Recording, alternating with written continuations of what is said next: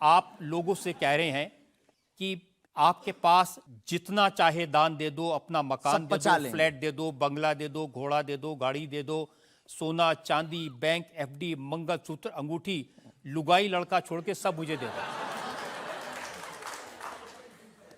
ये हमारा डिस्क्लेमर रहता है दरबार के पहले का।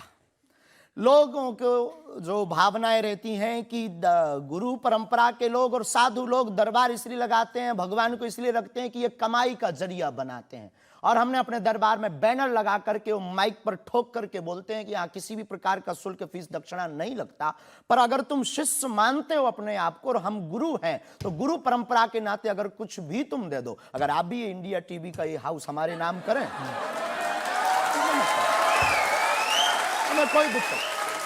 हमें कोई दिक्कत और लेते भी हैं। लेना बुरा नहीं है, उपयोगिता बुरी है। लेकर के उसका सदुपयोग करते या दुरुपयोग करते, हम लेते हैं। कोई अगर देता है तो स्वीकार करते गुरु के नाते। हम उस परंपरा से हैं जहां अंगूठा तक दान गुरु को दे दिया जाता है, हम भी लेते हैं। कितना कमा लेते हैं? हमारी तो कोई फिक्स कमाई नहीं है, क्योंकि हमारी कोई कंपनी या बिजनेस नहीं है। कोई चढ़ा जाता है, हमारे पास करोड़ों सनातनियों का प्यार, लाखों करोड़ों लोगों की दुआएं, हजारों संतों का आशीर्वाद, इतनी कोई हिसाब किताब तो रखता होगा ना कि कितना पैसा आया। जितने सनातनी उतनी कमाई, हिसाब आप लगाओ।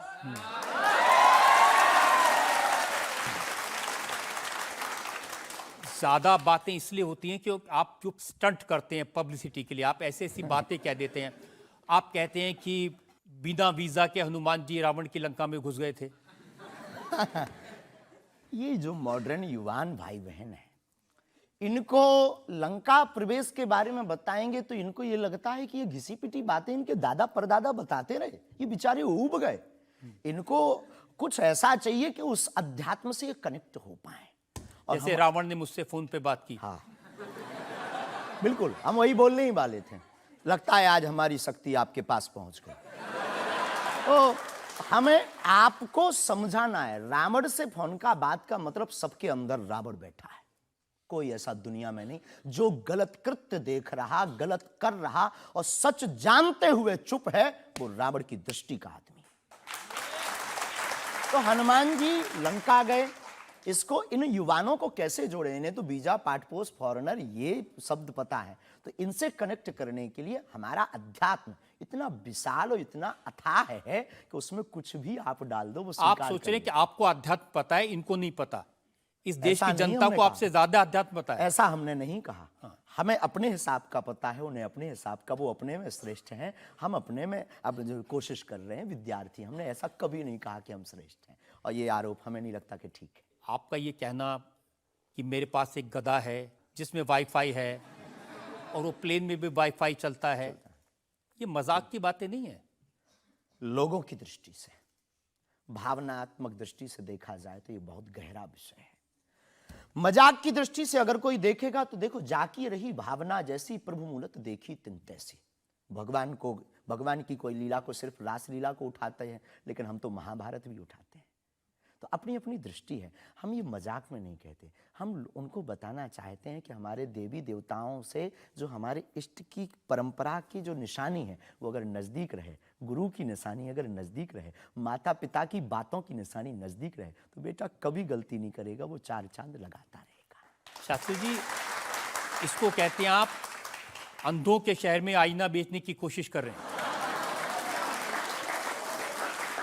ऐसा हमारा भाव नहीं है, अपितु हमारा भाव ये है कि उस केवल वाईफाई को हम बताते नहीं, उसकी महिमा भी बताते हैं, और दरबार में आने वाले लोगों को उसकी महिमा का अनुभव भी कराते हैं। तो फिर वो जो बात मजाक की है ना, वो फिर अध्यात्म, आस्था, ईश्वर से जुड़ करके नास्तिक भी आस्तिक बन जाता है। देखिए, आपको भोले भाले लोगों को बताना चाहिए कि भाई ये मैं मजाक में कह रहा हूँ, विनोद हम कहते हैं, और ये मैं असल में बहुत बार बोलते हैं विनोद हम कर रहे हैं, हम बहुत बार बोलते हैं। अब कोई हमारे विनोद को सीरियस ले ले तो वो उसका निजी अनुभव है।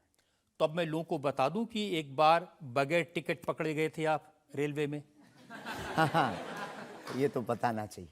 बिल्कुल पकड़े गए थे, लेकिन ये भी बताइए कि हम टीटी से ही 1100 रुपया लेकर आए थे। उसी टीटी से लेकर आए थे, और जिस वाईफाई की आपने चर्चा की उसी वाईफाई की दम पर उसके बाप का नाम बताकर लेकर आए थे। इसी तरह की बातें कह के ऐसे दिखाते हैं जैसे चमत्कार कर दिया, जैसे मेरे ऊपर हनुमान जी की बहुत कृपा हो गई, मैं भविष्यवक्ता हूं, और फिर जो भोले भाले लोग हैं वो प्रभावित हो जाते हैं। हमने कभी एक नहीं दावा किया कि हम चमत्कारी हैं। आज भी आपकी अदालत में हम कहते हैं कि हम कोई चमत्कारी नहीं है, हम कोई ईश्वर नहीं है, हम कोई महात्मा नहीं है, हम एक आम इंसान हैं। लेकिन हमारी अपने इष्ट के प्रति आस्था, ऋषि परंपरा के प्रति आस्था है, जो महर्षि वाल्मीकि से पत्र दरबार की महिमा चली है, उस महिमा का हम अनुकरण करते हैं, और उस आस्था में उलझनों में का रास्ता मिल जाता है तो उसे आप चाहे चमत्कार मानिए, अथवा फिर आप अपनी बुद्धि से जो जिसने जो जाना वो हमें माना। देखिए शास्त्री जी, बहुत सारे ऐसे लोग हैं, गरीब हैं, परेशान हैं, बीमारियों से थके हारे हैं, डॉक्टर से आशा छूट जाती है, हॉस्पिटल से आशा छूट जाती है, वो आपके पास आते हैं, वो सोचते हैं यहाँ इलाज मिलेगा। किसी का बच्चा बोल नहीं सकता, किसी का बच्चा चल नहीं सकता, वो लोग बड़ी आस्था विश्वास लेके, जो मैंने जानकारी हासिल की, वो आते हैं, सोचते हैं कि यहाँ से शायद उन्हें कोई रास्ता दिख जाएगा, और उन्हें मिल जाता है। जो आते हैं श्रद्धापूर्वक आते हैं। देखो, जिंदगी में अगर वो परेशान है और डॉक्टर से परेशान होकर के या कहीं से भी निराश होकर के आया और उसे कुछ मिले ना मिले, हम ये तो नहीं कहते, जिसकी जितनी निष्ठा उसको उतना हमारे बागेश्वर बालाजी के दरबार में मिलता है। और अगर नहीं मिलता, अगर उसे जीवन जीने की अगर डांडस और सात्वना मिलती है, तो क्या ये भी कम है?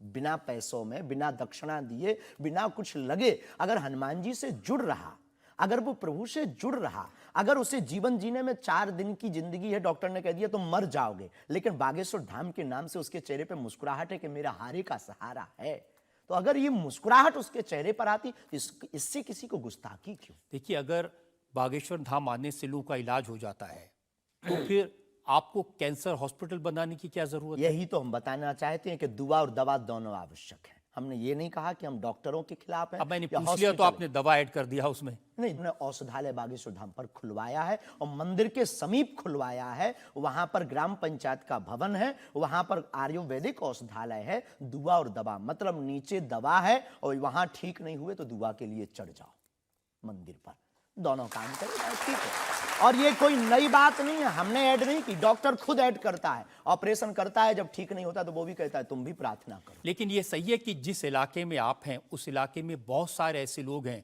जो इसी तरह पर्ची निकालते हैं, जो इसी तरह दुआ की बात करते हैं। पूरे भारत में ऋषि परंपरा के अनेक लोग हैं, बहुत लोग तो नहीं कह सकते, पर अनेक लोग पूरे भारत में हैं। और केवल हमारे इलाके में नहीं, पूरे भारत में। हमारे इलाके में बागेश्वर बालाजी की महिमा और दादा गुरुजी के पास दरबार से, कृपा से बहुत से महापुरुष और भी। मैं बताता हूँ, एक लवलेश नाम के गुरुजी हैं, 20 साल की उम्र है, और वो भी इसी तरह से पर्ची निकालते हैं। वो भी इसी तरह से। हम कभी ऐसे मिले नहीं, इस भाव से हमारा कभी मिलना नहीं हुआ, और इस विषय पर उनका निज मत हो हम कह नहीं सकते, ईश्वर जाने। नहीं, मत तो पता नहीं, उनके ऊपर रेप का इल्जाम है और वो जेल में है, कह नहीं सकते। तो उस एरिया में ऐसे और भी बहुत सारे लोग हैं। अभी हम अर्जी लगाने के हिसाब से घूमे नहीं हैं। आप कहो तो इस बार जाकर के घूमेंगे कितने लोग हैं। अभी तो हमें एक पता है, छतरपुर जिले में एक गढ़ा गांव है, वहां बागेश्वर धाम है, वहां सदगुरु सन्यासी बाबा से परंपरा चली दरबार की, आप भी आइए। ये बात सही है कि देश में बहुत सारे ऐसे लोग हैं जो कहते हैं हमारे पास सिद्धि है। एक जयपुर में है, उन्होंने बताया कि मैंने कर्ण पिशाच को साधा हुआ है, और वो भी किसी की भी डेट ऑफ बर्थ बता देते हैं, किसी के परिवार वालों का नाम बता देते हैं। हमारे पास ऐसी कोई सिद्धि नहीं, ना हमने ऐसी कोई साधना कर रखी है। हमारे पास सिर्फ अपने इष्ट पर, हनुमान जी पर भरोसा है, जो अष्ट सिद्ध नवनिधि के दाता हैं। ना हम कोई डेट बताते हैं, ना हम कोई नाम बताते हैं, और अगर उनकी कृपा से पता चल जाए तो कोई बुरी बात नहीं। जनता से जो लोग सवाल पूछना चाहते हैं। आमतौर पर क्या होता है कि संत का नाम आते ही हमारे माइंड में एक इमेज बनती है कि दाढ़ी होगी, बहुत ही जो उनकी वेशभूषा होगी बहुत ही सिंपल और सरल होगी, लेकिन आपकी वेशभूषा देख के, टोपी देख के लगता है एकदम कलरफुल रहता है। आपकी दुनिया ही रंगीन है तो साधु को भी रंगीन होना चाहिए। बहुत बढ़िया, बहुत बढ़िया। जब 7 रंगों की भरी दुनिया है माय डियर सिस्टर, 7 रंगों से भरी दुनिया है, तो मुझे क्या दिक्कत है? और हम कोई साधु नहीं, हम कोई महात्मा नहीं ना, हमने चोला ले रखा है। हम एक वर्ण व्यवस्था की बात नहीं करेंगे, हम एक गुरु के शिष्य हैं और आम इंसान हैं। और अगर कोई सरनेम पूछे तो हम शुक्ल वंशीय सरयूपारी ब्राह्मण हैं। तो जो 7 ब्राह्मणों की वेशभूषा है वो हमने धारण की, गुरु के नाते हमने ये पादुका अपनी एक परंपरा को निर्वाहन करने के लिए धारण की। और टोपी कोई आया तो दे गया, अगर आप कुछ दो बहन हमें तो वो भी स्वीकार है। आप चाहो तो कुछ हमें पहनने को दे सकते हो, हम पहन लेंगे। एक वेबसाइट ने लिखा कि ये जो टोपी पहनते हैं ये पहनाने वाले से भी कुछ गुरु दक्षिणा लेते हैं, जो कपड़े पहनते हैं, जो कपड़े जिसके दिए पहनते हैं उससे भी कुछ पैसा लेते हैं। आज तक ऐसा कोई मिला नहीं है, खोज जारी है। किसी ने हमें आज तक दक्षिणा नहीं दी टोपी पहनाने के नाम पर या कपड़े पहनाने के नाम पर। हम तो राह चलते कोई मिल जाता है तो उसका पहन लेते, अपना दे देते हैं। हम तो साधु उस परंपरा के हैं, उस परंपरा के लेकिन अच्छे लगते हैं आपको ये रंग बिरंगे कपड़े? बहुत आनंद आता है। क्या दिक्कत है साहब? किसी को दिक्कत है वो हमसे ज्यादा रंगीन पहने। एक शायर ने कहा कि जो खानदानी रईस हैं वो मिजाज रखते हैं नर्म अपना, आपका लहजा बता रहा है आपकी दौलत ये शोहरत नई नहीं रही।